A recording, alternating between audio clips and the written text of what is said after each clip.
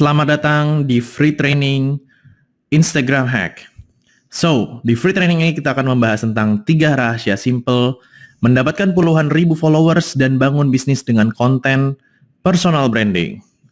Jadi, tujuannya dari Free Training ini adalah bagaimana konten personal branding itu bisa memberikan ribuan, puluhan ribu bahkan followers dan bisa mendapatkan penghasilan dari social media yang dibuat.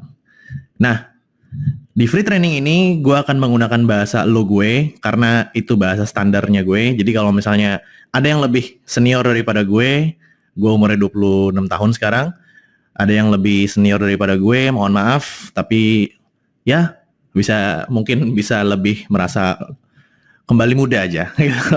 Karena muda cuma sekali kan. Oke? So,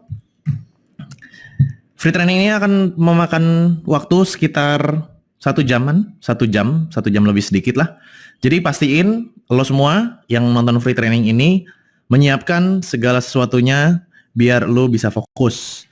Lo bisa ngambil kopi, ngambil buku catatan. Gue sangat menganjurkan untuk lo ngambil buku catatan ya, biar bisa ngambil poin-poin penting di sini. Lo bisa ambil air putih sambil nonton video ini, baik di handphone ataupun di laptop. Jadi take your time. Hilangkan semua distraksi, lebih bagus pakai headset atau headphone, close semua tab, ya kan? Silent, misalnya kalau dari komputer silent handphonenya biar fokus, atau kalau misalnya dari handphone silent juga dan matikan notifikasinya biar nggak terdistract. Karena ini ilmu daging, bukan ilmu kulit, dan ini adalah dasar bagaimana lo bisa mendapatkan banyak followers dengan cara bikin konten. So, jadi pastikan dulu semuanya santai, semuanya tenang. Oke? Ambil kopi dan segala macamnya. Jangan lupa dicatat. Nah, sekarang kita langsung aja masuk ke intinya. Gue harus tahu dulu, dan gue harus meminta lo untuk memfilter diri lo. Apakah memang free training ini buat lo? Kalau misalnya enggak, mendingan gak usah nonton. Karena sayang banget, 1 jam lo ini. Nah, jadi, untuk siapa sih free training ini? Yang pertama adalah, kalau lo pekerja kantoran yang berencana ingin beralih profesi, ya kan? Mungkin lo udah capek sama keseharian kantor lo, ketemu bos galak, ketemu teman-teman yang saling sikut buat naik jabatan, ketemu macet, ketemu desak-desakan di kendaraan umum. Terus lo ngerasa, oh mungkin gua harusnya tuh dapat lebih banyak penghasilan daripada job desk gua, dikasih kerjaan banyak tapi segitu-segitu aja. Ini cocok banget buat lo. Atau mungkin pekerja kantoran yang nggak berencana pengen keluar kantoran tapi pengen punya penghasilan tambahan di luar kantor. Karena kita tahu ya, kalau misalnya kerja di kantor itu kan pasti ya udah ketaker. Tahun depan naiknya 20%, 30% gaji kita ya kan.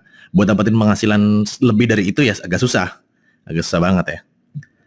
Terus mungkin lo adalah pelajar, mahasiswa atau fresh graduate yang mungkin belum kerja, tapi lo pengen mendapatkan penghasilan dari sosial media, bingung caranya kayak gimana. Ini cocok banget buat lo. Mumpung lo masih bener-bener fresh, keluar dari kampus atau keluar dari sekolahan, itu adalah saat yang tepat di mana lo mulai bangun personal branding lo di sosial media. Selanjutnya adalah, kalau lo adalah freelancer, kayak editor, desainer, MC, konsultan, dan sebagainya, dan lo pengen punya klien yang banyak, atau lo sudah punya klien tapi pengen kliennya tuh lebih meningkat gitu loh, ini free trainingnya cocok banget buat lo.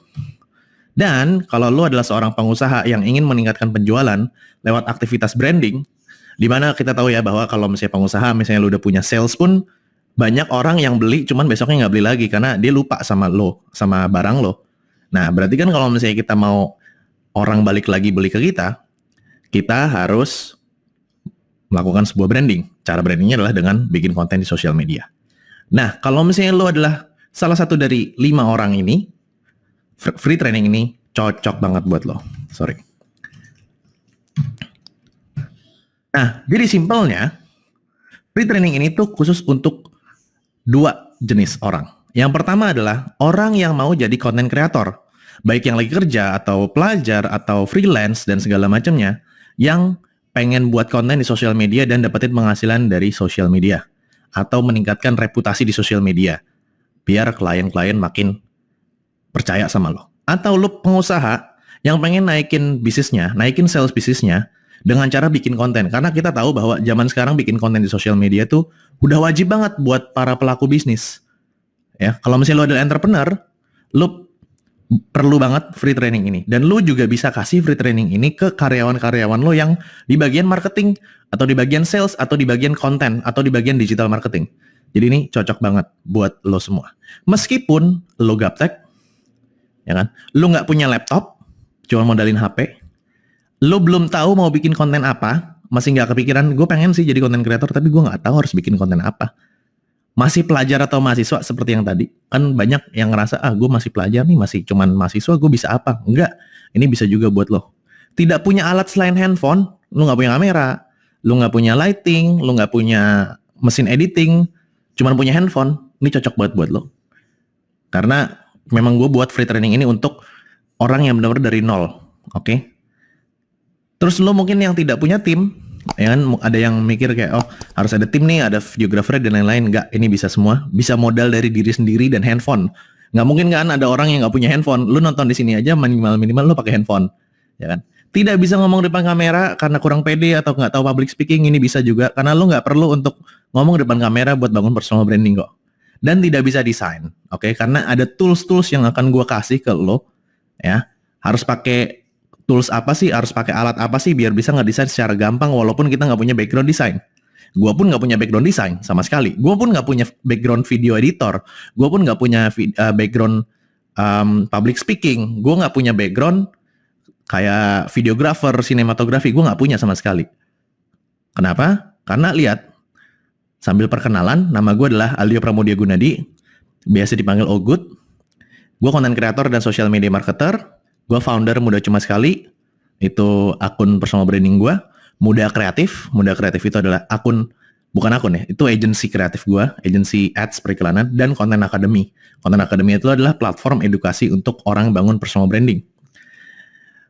Karena kita di Indonesia, mungkin perlu gue share sedikit sejarah edukasi gue. Jadi gue ngambil sarjana ekonomi di bagian jurusan marketing, terus gue juga sarjana hukum dan master business administration, MBA dari ITB, S2, gue ngambil S2. Jadi ada 3 gelar, alhamdulillah. Dan gue mencapai itu semua di umur 22 tahun. Gue pernah kerja di konsultan manajemen. Di konsultannya itu nggak main-main, itu di perusahaan asal Inggris. Dia masuk ke Big Four. Dan sekarang secara rutin menghasilkan double digit per bulan dari endorsement, kampanye brand, ya kan, kalau misalnya ada orang-orang mau bikin campaign gitu loh, jasa periklanan sosial media, jasa manajemen sosial media, online shop, dan AdSense YouTube dari rumah. Gue kerja full di rumah. Dan gue jarang ke coffee shop. Gimana sekarang anak-anak kan orang-orang pada bilang anak senja gitu kan, pada ke coffee shop buat kerja. Gue jarang, gue di rumah aja. Paling coffee shop ya benar-benar cuma buat ngopi gitu loh, buat bengong-bengong nyari ide atau ketemu orang. Seperti itu. Nah lihat, nggak ada background sama sekali sinematografi, nggak ada background sama sekali desain grafis dan segala macamnya. Gua temuin itu semua lewat otodidak. Oke. Nah hobi gue nyelam, ya setelah gue bangun personal branding, gue bisa nyelam akhirnya. Dimana dulu gue punya dana waktu gue kerja nyelam, untuk nyelam ya kan, karena kan nyelam itu butuh sekitar 7 jutaan kalau misalnya lo ke Bali ya. Kalau misalnya cuma dari Jakarta ke Pulau Seribu sih 2 juta sampai 3 juta lah, udah sama alat-alatnya semua. Dulu gue mampu waktu gue kerja, karena kerja di perusahaan Inggris konsultan Big Four itu gajinya cukup lumayan banget. Gue bisa dapat double digits 1 bulan itu, tapi lemburan juga ya. Nah tapi waktu masalahnya di kala itu gue nggak punya waktu buat nyelam, walaupun duitnya ada tapi gue nggak punya waktu, ya kan. Maka dari itu gue bangun personal branding, karena waktu itu berharga banget buat gue dan buat kita sendiri. Uang bisa dicari lagi, tapi waktu nggak bisa balik lagi. Nah makanya setelah gue bangun personal branding, gue bisa nyelam sambil kerja. Nah lu lihat di foto di kanan, ini gue lagi di Bali, di Nusa Penida. Gue nyelam, dan gue pun bawa laptop, karena harus bikin konten, harus ngiklan. Dan foto yang di kiri ini, gue alhamdulillah dapat silver play button setelah setahun nge-YouTube. Dan baru dikirim bulan Agustus apa Mei, gue lupa, di tahun 2019, karena memang shippingnya kan dari Amerika ya gitu. Nah, apa aja sih pencapaian yang udah gue dapet dari personal branding ini? Nah mungkin gue bisa share sedikit deh tentang kenapa gue pengen banget lu bangun personal branding. Nah yang pertama pasti endorse ya. Endorse standar lah. Endorse sama gue tuh, ini ada gue nyalain dulu laser pointernya. Ini ada aplikasi namanya Ajaib, aplikasi reksadana. Dia mau ngambil paket YouTube 7,5 juta, ya kan? Ini gue kasih komisi juga nih orang yang nge-kontak guanya, ya kan, buat jajan gitu. Nah oke lah, standar lah orang dibayar YouTube 7,5 juta dengan 132k subscribers waktu itu ya. Sekarang udah 170k-an. Dapat 7,5 juta, tapi ada hal-hal yang lebih daripada ini. Jadi waktu gue endorse si aplikasi ini, gue dapat kayak semacam kode kupon yang kalau orang daftar pakai kode kupon gue, artinya kan dari si video ini, gue akan langsung dapetin koin. Nah koinnya itu bisa ditukar sama hadiah secara random, nilainya 10.000 atau 100.000 atau 1 juta. Gue dapat 2.330 koin. Gue tuker. Di sini kalau misalnya lo jadi gue, lo pasti mikir ini 2.330 koin, minimal dapat 10.000. Ini dikaliin 10.000 aja bisa dapat 23 juta. Sementara ada yang 100.000, ada yang 1 juta. Akhirnya gue tukerin, gue dapat 55 juta.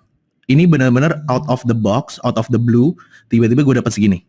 Nah hal-hal seperti itu yang gue nggak kira-kira, dan sampai akhirnya terakhirnya sampai program ini ditutup ya, si bonusnya ini, karena kan udah dapat traffic ya wajar, gue dapat 75 juta. Itu yang pertama. Terus yang kedua ya seperti biasa endorse. Ini waktu gue 10.000 followers, gue dapat endorse 5,5 juta. Dimana di sini gue pakai teknik negosiasi gue. Sampai akhirnya gue bisa deal 5,5 juta. Oke.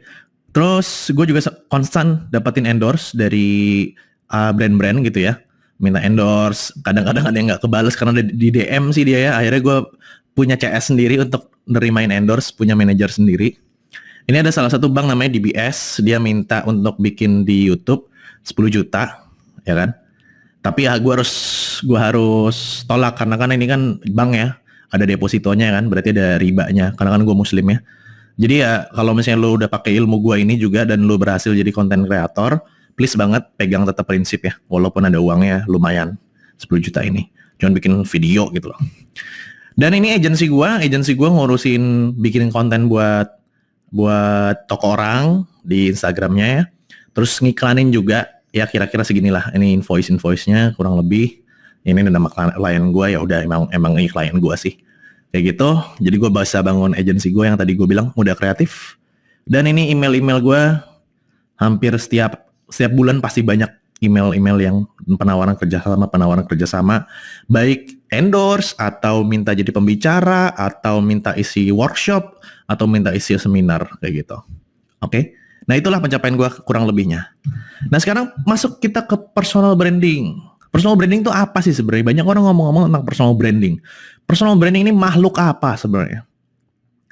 Personal branding, simpelnya itu kalau lo cari di Wikipedia atau lo cari di Google, deskripsinya itu jelimet lah, puyeng. Ya. Tapi gue udah sederhanakan berdasarkan dari pengalaman gue dan pengetahuan gue. Personal branding itu simpelnya adalah aktivitas memperkenalkan diri ke target pasar yang bertujuan menimbulkan kesadaran dan kepercayaan sehingga pasar akan melakukan transaksi dengan brand. Oke. Nah, lu perhatiin yang di garis bawahin. Yang pertama adalah memperkenalkan diri ke target pasar, oke? Jadi lu ngenalin, ini lo gua, oke? Yang bertujuan menimbulkan kesadaran dan kepercayaan. Setelah lu kenalin, lu nimbulin, oh dia sadar sama gua dan percaya sama gua, sehingga pasar akan melakukan transaksi dengan brand. Transaksi, abis itu setelah dia sadar dan percaya sama kita, baru dia mau ngelakuin transaksi sama gue gitu. Kalau misalnya lo perhatiin simpelnya ini tuh kayak kita mau nembak gebetan sebenarnya. Pertama kita harus memperkenalkan diri ke target gebetan gitu kan. Bikin dia kenal dulu. Entah bisa kenalan atau dia kalau kita sekelas sama dia kita menonjol gitu loh. Tapi ingat, memperkenalkan diri juga nggak boleh terlalu pede, nggak boleh terlalu narsis, harus pas. Oke? Sampai dia timbul kesadaran, oh gue punya temen sama dia nih, si Ogut nih. Ya kan? Nah terus selanjutnya setelah dia kenal sama kita dan sadar ada kita, baru bangun kepercayaan kan. Bangun kepercayaannya dengan apa? Dengan kita sering ngobrol, dengan kita sering dating, dengan kita sering nongkrong bareng. Nah, masalahnya ada di datingnya, nongkrong barengnya, ngobrolnya. Apa yang kita obrolin? Waktu dating kita ngelakuin apa? Waktu nongkrong kita ngapain? Nah, sama seperti itu. Itulah konten. Oke. Itulah konten dalam datingnya itu apa? Itu yang harus diperhatiin dalam membangun personal branding. Kalau kontennya kita ngomongin diri sendiri mulu, gue cerita, oh gue gini loh, terlalu narsis, terlalu hebat, terlalu percaya diri, kan geli si ceweknya. Karena gue cowok ya, jadi ceritanya si cewek nih. Makanya kita harus kasih konten waktu kita dating, waktu kita ngobrol, itu yang pas yang bisa bikin dia percaya. Sehingga dia mau melakukan transaksi dengan kita. Transaksinya apa? Ya kawin. Bukan, soal maksudnya nikah maksudnya gitu loh. Kawin konotasinya negatif ya. Maksudnya nikah sebenarnya kalau misalnya menurut Undang-Undang nomor 1 tahun 1972 ya, ya orang tuh ngomongnya perkawinan bukan pernikahan, tapi zaman sekarang kawin itu udah tanda kutip lah. Nah, itulah tujuannya. Nah, kita tugasnya adalah gimana cara orang bisa kenal dan percaya dengan konten-konten kita. Itu tujuan lo bikin konten. Biar personal branding lo terbangun. Seperti itu. Lanjut ya. Lanjut, mantap. Nah, ini contoh-contoh personal branding yang ada untuk karyawan, freelance, atau anak-anak SMA. Ya, ini gua contohnya salah satunya. Ini 64,6K. Terus ini ada Jidan Kompas, ini salah satu murid gue juga. Dia anak SMA, dia belum punya profesi sama sekali, namanya anak SMA. Dia bikin konten-konten motivasi sampai akhirnya dia bisa jualan online ke followersnya dia, dan dia juga bisa dapetin job dari salah satu dokter kecantikan untuk bikinin materi team building biar si timnya dokter kecantikan itu makin bagus kinerjanya. Terus ada Ilianti Wijoyo, ini salah satu teman dan muridku juga. Dia belajar sama gue untuk bangun personal branding. Dia adalah seorang hipnoterapis dan dia dapat klien mostly dari sosial media. Hipnoterapis loh. Oke, dia bikin konten-konten hipnoterapi. Lu boleh cek kok, boleh tanya-tanya tentang gue juga nggak masalah. Terus kemudian ada Mayo Classic. Nah, ini buat yang pengen jadi content creator walaupun masih kerja. Ini Mayo Classic ini kerja di salah satu perusahaan, tapi dia punya hobi sulap. Nah, dia bikin konten tentang sulap. Dia masih kerja. Jadi masih bisa bikin konten yang di luar dari pekerjaannya dia. Nah, kalau misalnya lu adalah orang yang pekerja dan mau bikin konten tentang kerjaan lo, ini juga ada Eza Hazami namanya. Ini teman gue juga. Dia bikin konten tentang HRD. Karena dia seorang HRD. Seperti itu.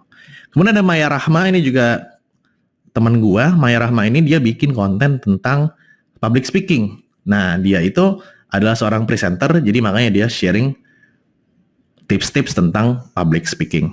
Ini untuk yang SMA, kerja kantoran, atau freelance, atau sebuah profesi ya, kayak hipnoterapi gitu. Selanjutnya ini yang bisnis. Ini ada Dini Santoso, Christina Lee, Rico Huang, sama gue. Dini Santoso ini dia punya platform kayak startup company gitu. Terus kemudian dia juga jualan essential oil. Nah, dia sering sharing tips-tips digital marketing. Nah, dia sharing tips-tips digital marketing itu tujuannya apa? Tujuannya biar orang juga banyak join sama startup company-nya dia, pakai ininya dia, pakai aplikasinya dia, dan juga pastinya nyari reseller juga untuk bonelsnya dia. Karena kan dia bisa sharing motivasi tentang peluang bisnis. Begitupun Christina Lali, dia punya 101red.com. Dia adalah jualan platform yang memudahkan orang buat jualan online. Nah, untuk join ke 101red.com ini, dia butuh kayak semacam biaya untuk join. Kayak gitu. Rico Huang jualan dropshipping. Dropshipping ini tujuannya adalah orang bisa jualan casing. Si Rico Huang ini produknya casing. Terus habis itu orang tersebut gak usah modal tapi bisa jualin produknya Rico Huang. Nah, jadi pebisnis pun perlu personal branding. Kalau misalnya contohnya Apple itu punya Steve Jobs. Makanya Apple begitu dicintain sama orang-orang. Kalau misalnya ditanya, Huawei punya siapa sih? Kagak ada yang tahu. Samsung punya siapa sih? Nggak ada yang tahu. Makanya kenapa brandnya Steve Jobs itu benar-benar lengket banget di hati kita gitu loh. Walaupun orang ditanya, lu mau pakai Apple nggak mau gitu loh.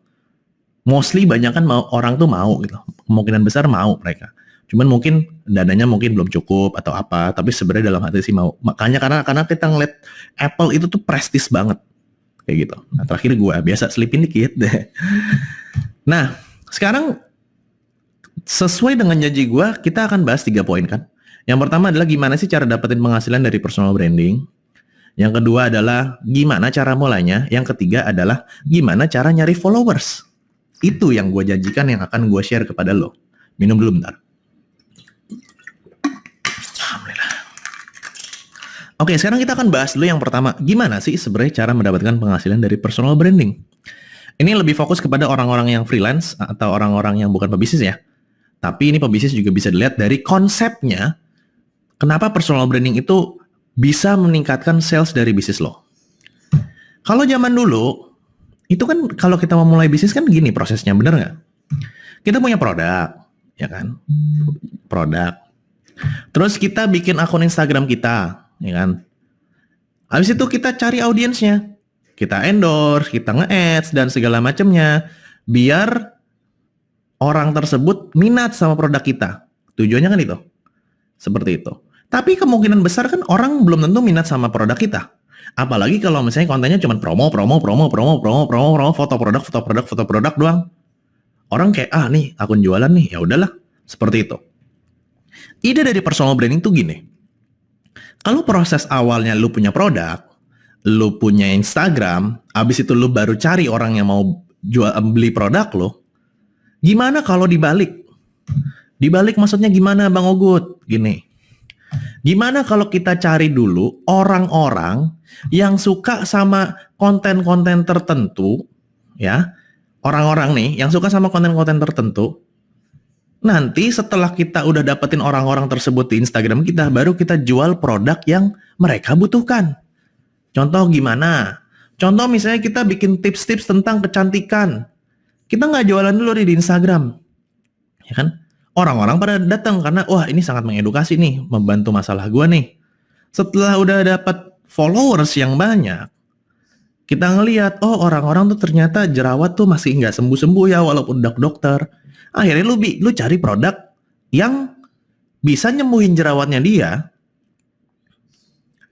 walaupun tanpa ke dokter, misalnya kayak gitu, ya kan? Orang ini kemungkinan besar akan percaya sama produk ini karena kita yang promosiin. Karena ingat, tadi personal branding adalah tujuannya bikin orang tuh sadar sama percaya kan. Percayanya dengan apa? Percayanya dengan berikanlah konten-konten yang bermanfaat buat mereka. Karena riset psikologi membuktikan bahwa semakin sering lu belajar sama seseorang, artinya lu akan semakin percaya orang tersebut adalah expert di bidang yang lu belajar sama dia. Ya kan? Itu dia. Semakin lama lu belajar sama seseorang, lu semakin merasa bahwa dia itu expert di bidang yang memang lu belajar sama dia. Jadi, semakin bermanfaat konten kita dan semakin banyak konten kita, mereka akan semakin percaya sama lo. Baru lu tinggal dijual produk. Kayak gitu. Makanya kenapa selebgram, terus konten kreator, YouTuber, itu jualan produk tuh gampang banget, itu karena orang-orangnya udah percaya sama dia. Udah percaya sama dia. Dia ngomong apa juga dia beli gitu loh. Itulah psikologi di balik hal itu semua. Dan gak cuma jual produk, lu bisa dapat penghasilan lain. Contohnya diundang sebagai pembicara, atau lu bisa bikin acara seminar sendiri, atau lu bisa bikin workshop sendiri, atau lu dapetin brand endorsement. Ada brand yang tahu audiens lu misalnya kecantikan, dia pengen lu promosin barangnya dia, dapat income tambahan. Kayak gitu. Nah, sekarang kita ngomongin income tambahannya. Uangnya dari mana sih pundi-pundinya tuh? Kalau misalnya lu punya personal branding. Pundi-pundinya gue jadiin 3 kategori ya. Walaupun di sini ada 4, cuman yang investor ini nanti karena kan butuh perjalanan ke sana.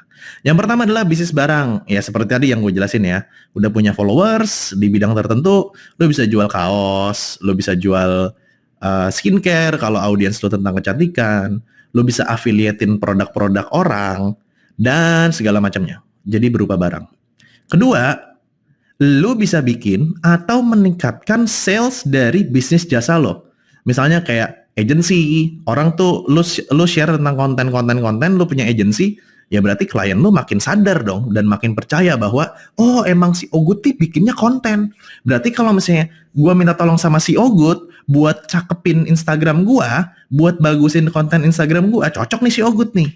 Ya kan? Atau production house, kalau misalnya lu videographer, portofolio lu bagus, ya kan, lu banyak share-share tentang videografi, orang yang mau pakai jasa lu makin minat. Dan segala macamnya. Klinik juga bisa, ya kan? Dari yang klinik biasa, misalnya yang lu nggak bikin personal branding, terus lu sering muncul sebagai orang yang sharing tentang klinik kecantikan atau sharing tentang tips-tips kecantikan. Ya orang makin percaya sama lu dan dia pengen dong, dok kliniknya di mana dok, kliniknya di mana dok, mau ke sana dong, mau ke sana. Seperti itu bisnis jasa. Self-employed. Nah bedanya self-employed ini kalau misalnya lu masih perseorangan ya. Kalau bisnis jasa ini udah ada tim gitu. Self-employed kalau misalnya lu adalah MC, penyiar radio, pembawa berita, pemain sinetron, desain grafis, freelance, pembicara, dokter, itu kalau lo sharing tips-tips atau edukasi-edukasi tentang bidang lo, orang bakal makin percaya untuk ngundang lo jadi MC kah, atau jadi penyiar radio kah, atau pembawa berita. Atau orang bakalan lebih percaya sama lo untuk pakai jasa lo, misalnya kayak ngurusin pajak, jadi konsultannya, dan segala macamnya.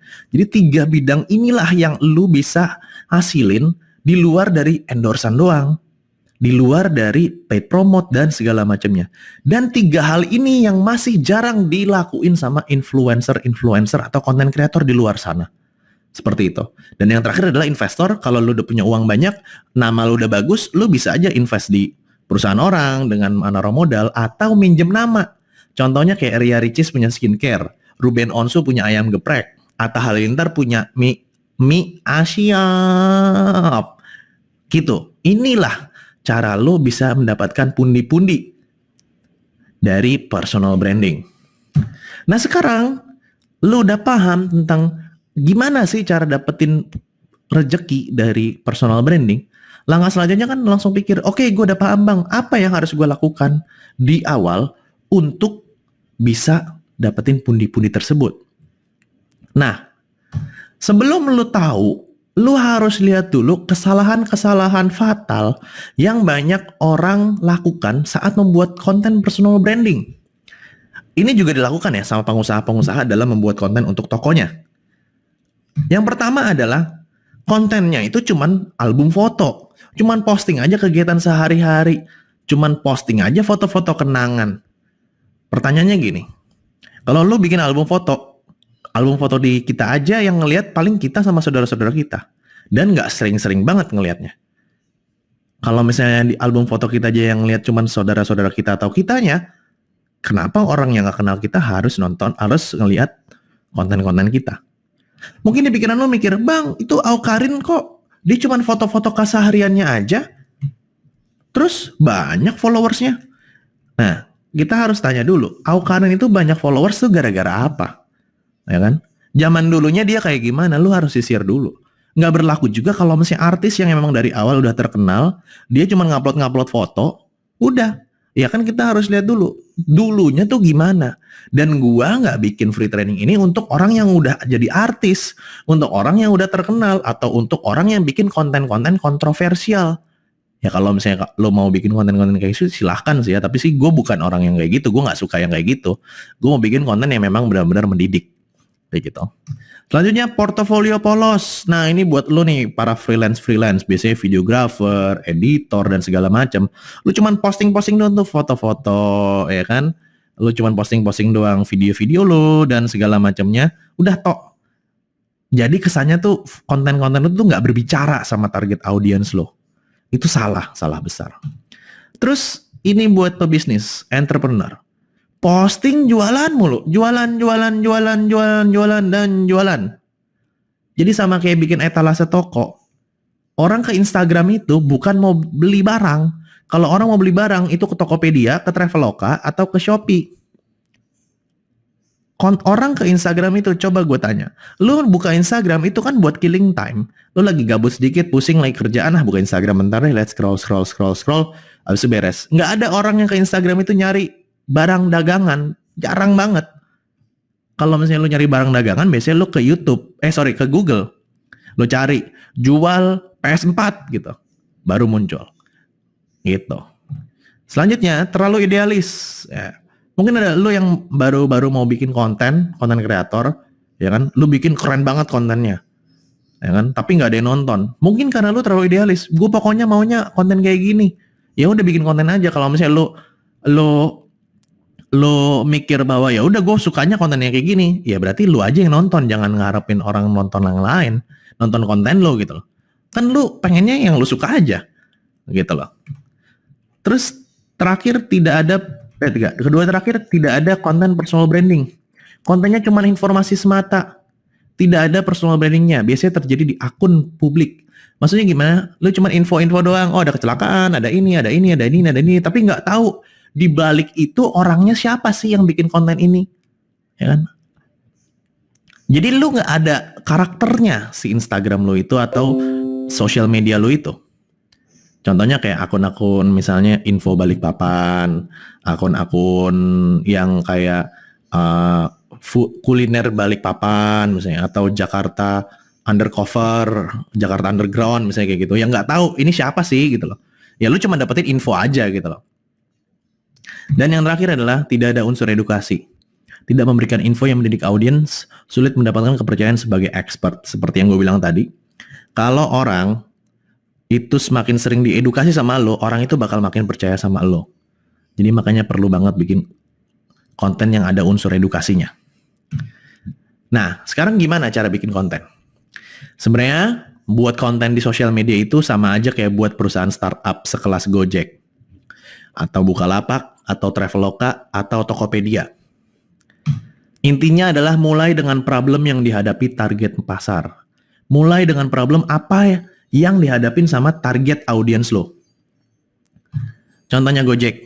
Gojek itu menyelesaikan satu masalah, yaitu dulu belum ada Gojek, tukang ojek itu nungguin kliennya atau penumpangnya itu lama bener. Karena dia harus ngetem di tongkrongan, harus gantian sama teman-teman yang ngantri. Kalau enggak nanti kan berantem jadinya.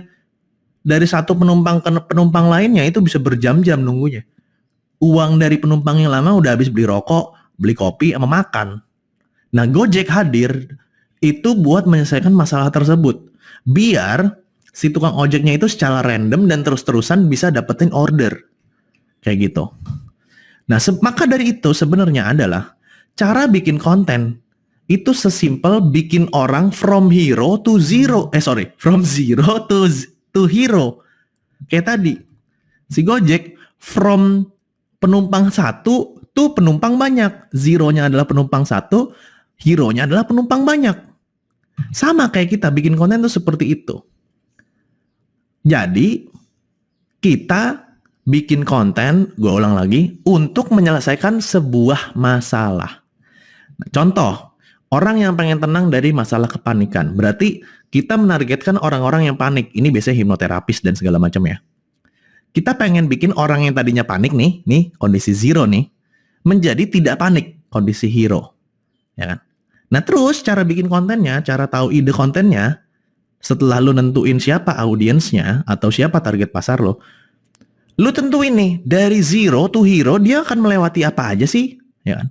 Kalau di sini contohnya adalah dia harus tahu dong sebelum dia bisa tenang, kenapa sih dia bisa panik.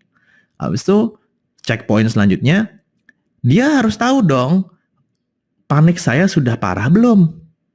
Habis itu lanjut lagi, setelah dia udah tahu kondisinya dia bakalan cari tahu apa sih latihan biar nggak panik.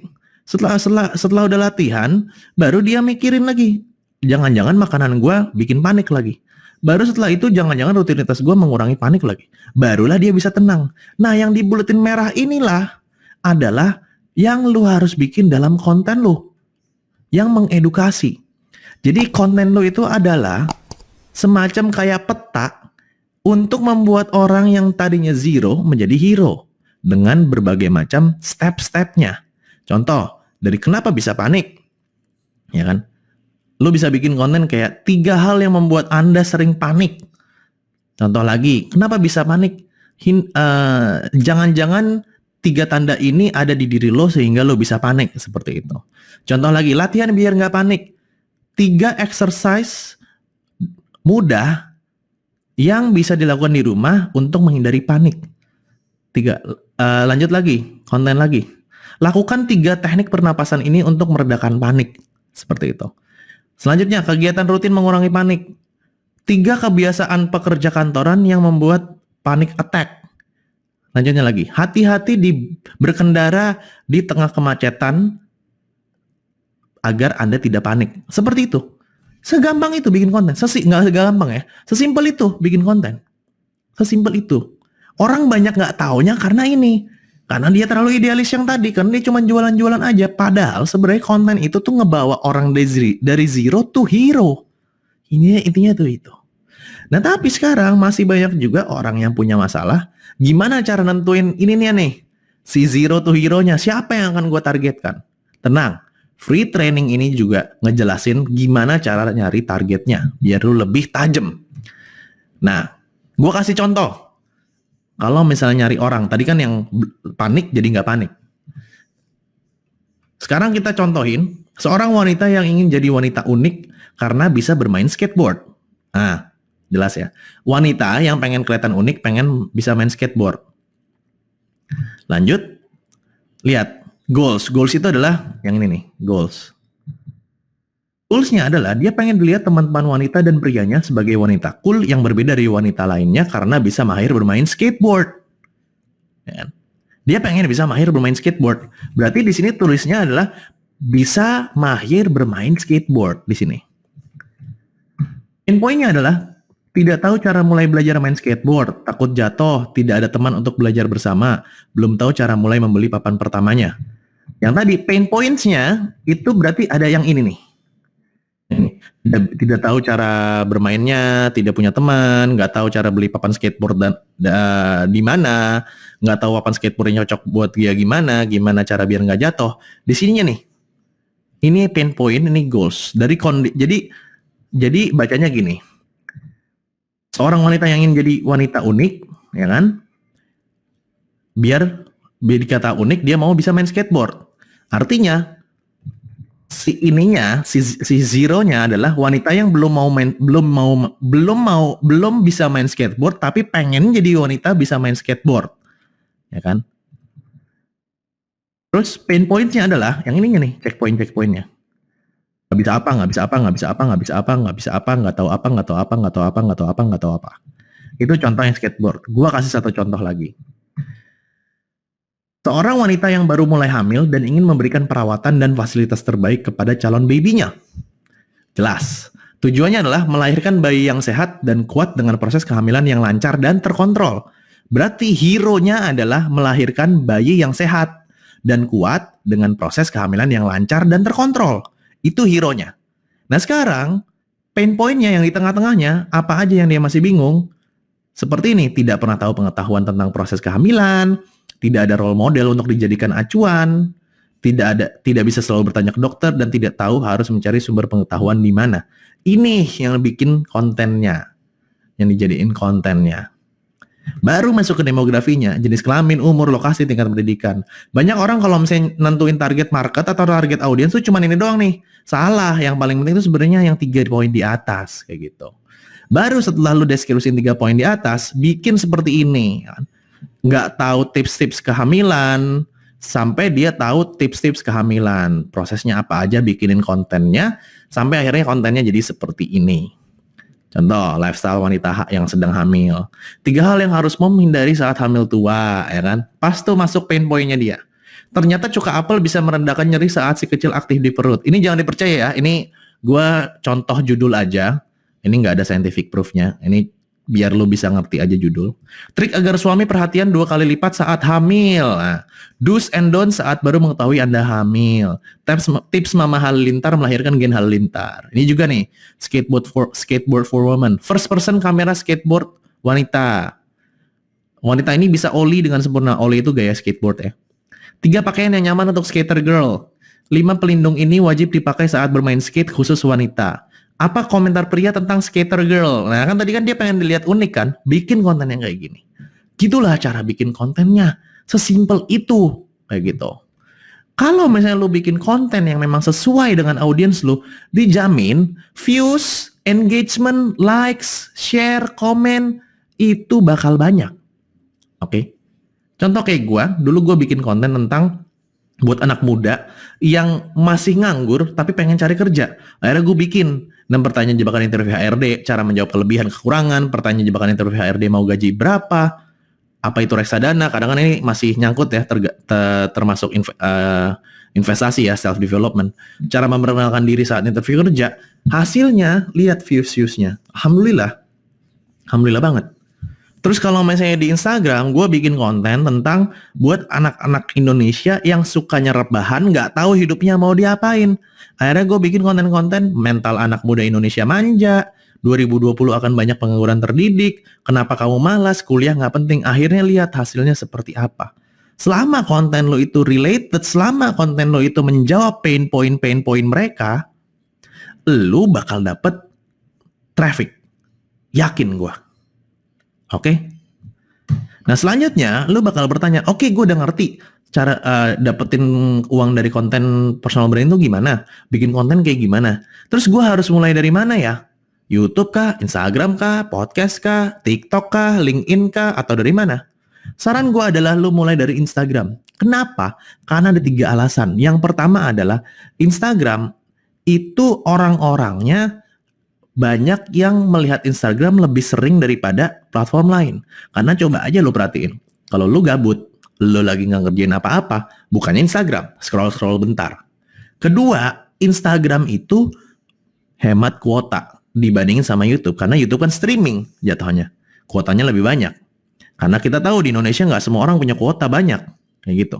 Yang terakhir adalah di Instagram itu bisa berbagai macam konten. Buat orang-orang yang nggak bisa bikin video, lo bisa bikin desain. Buat orang-orang yang nggak bisa ngedit foto, lo bisa bikin desain. Buat orang-orang yang nggak bisa desain, lo bisa video. Jadi hampir semua ada konten di Instagram. Semua kontennya ada. Kalau YouTube ya video aja. Nggak semua orang bisa ngedit video. Nah, apakah harus video konten yang dibuat? Jawabannya, sebaiknya video. Tapi di Instagram itu banyak banget konten yang bisa lo buat selain video. Yang pertama, lo bisa bikin meme atau quotes seperti ini. Yang ini nih, quotes, meme. Ya kan? Yang kedua, lo bisa bikin infografik. Ini konten edukasi. Ini konten edukasi. Ya kan? Yang ketiga, lo bisa bikin quotes-quotes seperti ini. Atau yang keempat yang lagi rame banget per 2020 sekarang, bikin namanya microblog. Microblog itu adalah konten desain yang bisa digeser. Jadi ada banyak. Ini contohnya. Jadi nggak ada alasan lagi lu nggak bisa ngomong depan kamera, lu nggak bisa nggak bisa public speaking, lu bisa bikin konten yang lain. Dan kalau misalnya lu masih punya masalah lagi tentang gua nggak bisa desain bang, gimana nih? Ya kan? Ada aplikasi namanya Canva. Semua desain gua bikin di Canva ini gratis, nggak perlu bayar, lu cuman bikin ID doang kayak biasa. Ini gue nggak promo ya, gue nggak dapat komisi sama sekali. Lu bisa langsung bikin desain walaupun lu nggak punya background desain. Seperti ini, gue nggak ada background desain, gue cuman pakai Canva. Lu bisa cek nanti. Canva, C-A-N-V-A. Lu bisa screenshot ini atau lu catat Canva namanya. Bisa. Jadi udah nggak ada alasan lagi sekarang. Itu cuman malas aja kalau misalnya lu nggak bikin konten sebenarnya. Dan ingat, personal branding itu sama dengan kayak reputasi. Seperti itu. Nah selanjutnya setelah udah tahu, oke, ternyata gue gak harus bikin konten video, gue bisa bikin konten desain lewat Canva. Selanjutnya bang, terus gimana cara cari followers? Nah, untuk gue jelasin tentang cara cari followers, lu harus ngerti dulu konten strategi namanya. Konten strategi itu adalah kumpulan dari 2, yaitu content creation dan content distribution. Content creation itu adalah bikin kontennya, content distribution itu adalah sebarin kontennya. Percuma lu bikin content creation atau lu bikin konten bagus tapi nggak lu sebarin. Nah, content creation itu mulai dari username, link, headline bio, body bio, feeds, story, dan Instagram TV. Kalau content distribution ini gimana caranya orang-orang lihat konten lo?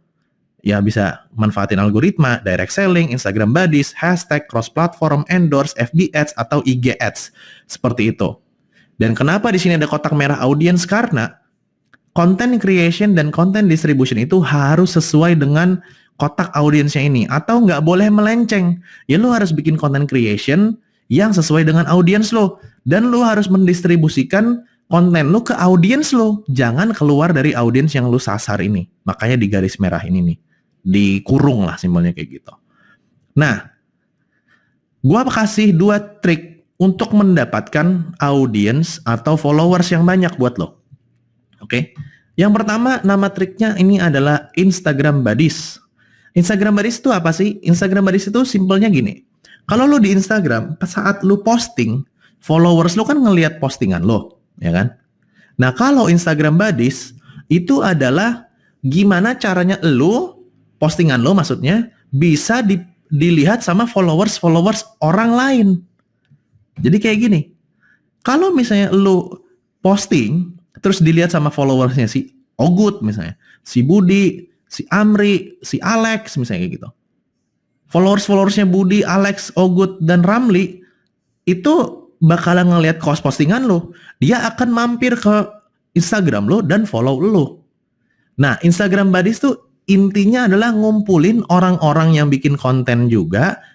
Nanti sama-sama saling share kalau misalnya ada yang update atau upload, biar masing-masing dari followersnya itu ngelihat kontennya lo. Jadi kan kalau followersnya yang ini misalnya belum follow lo, karena di repost sama si Budi, jadi follow lo, yang tertarik sama konten lo. Kalau followersnya si Amri belum follow lo, setelah Amri posting konten lo dan pas sama salah 10, salah 20 followersnya Amri, followersnya akan follow lo. Begitu. Nah, orang-orang ini si Amri, Budi, Alex, Ogut itu dijadiin dalam satu grup. Di mana satu grup ini sudah janjian bahwa akan saling membantu repost postingan yang ada di anggota grup ini. Nah, caranya gimana bikinnya? Yang pertama adalah lu cari temen-temen yang punya keinginan untuk naikin followers juga. Terus ceritain ide yang barusan gue jelasin tentang si Instagram Buddies tersebut. Si Budi, si Amri, si Ogut, sama si Alex. Ya kan? Terus kedua, berapa banyak sih? Cari deh minimal 7, maksimal 15 untuk jadi Instagram Buddies. Kenapa nggak usah banyak-banyak? Karena kan nggak mungkin juga lu satu hari nge-repost 15 orang. Kan nggak mungkin juga. Setelah itu, buat WA grup WA yang berisi orang-orang tersebut untuk memulai mempromosikan ide-idenya. Jadi kayak gini nih, lu lihat nih. Halo, apa kabar? Boleh minta tolong ya? Ini kontennya. Halo juga, boleh dong. Makasih Kak Irfan. Sama-sama Kak Atika. Boleh dong. Langsung di-repost. Repostnya di mana? Di story. Gitu. Terus kayak gini juga. Tolong dibantu ya teman-teman. Kayak gini. Ini cepet ngasilin lo followers.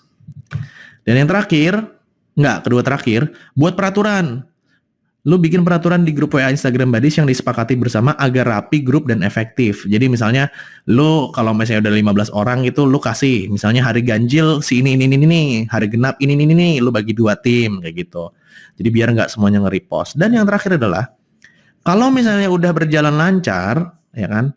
Misalnya lu baru punya dikit temennya, selama kurang lebih 3-4 hari sudah posting-posting, kasih tahu ke anggota lo yang ada di grup, undang temennya 3-5 orang untuk makin membuat viral. Nah, kalau misalnya udah ngundang 3-5 orang, berarti kan grupnya akan lebih nambah, lo harus bikin aturan. Senin siapa, Selasa siapa, Rabu siapa, Kamis siapa, kayak gitu. Seperti itu. Ini bisa naikin cepet banget followersnya. Oke? Next. Ini yang kedua, hashtag. Banyak orang yang menganggap remeh hashtag, ngasal-ngasal aja bikin hashtag, semau dia. Konten tentang ini, ya udah tulis digital marketing. Konten yang gini, tulis jualan online. Salah, jangan ngasal. Hashtag itu ada strateginya. Nama strateginya itu adalah tangga hashtag, kan? Atau leveling hashtag. Jadi hashtag itu ada 3 yang lu harus gunakan. Unique hashtag, micro hashtag, sama macro hashtag.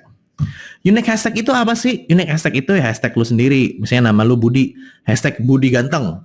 Hashtag kalau gue muda cuma sekali, hashtag Ogut. Ya kan? Lu bisa bikin hashtag lu sendiri. Selanjutnya, micro hashtag.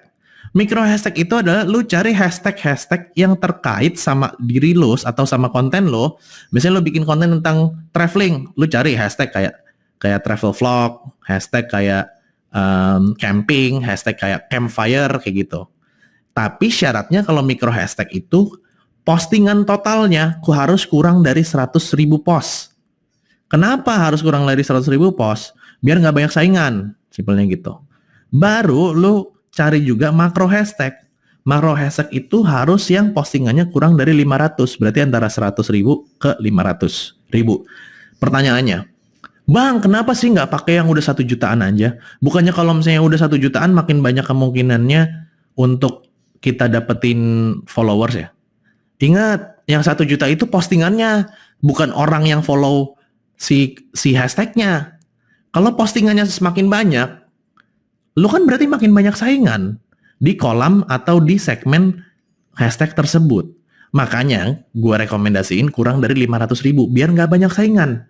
Seperti itu. It works truly. Berapa hashtag yang harus digunakan? Ini rule of thumb-nya. Unique hashtag lu pakai 3 sampai 5, micro hashtag lu pakai 7 sampai 10, makro hashtag lu pakai 7 sampai 10. Ya kan? Seperti ini. Cobain. Nah, ada beberapa rule lagi tambahan buat lu pakai hashtag. Yang pertama, gunakan hashtag yang tidak di-ban.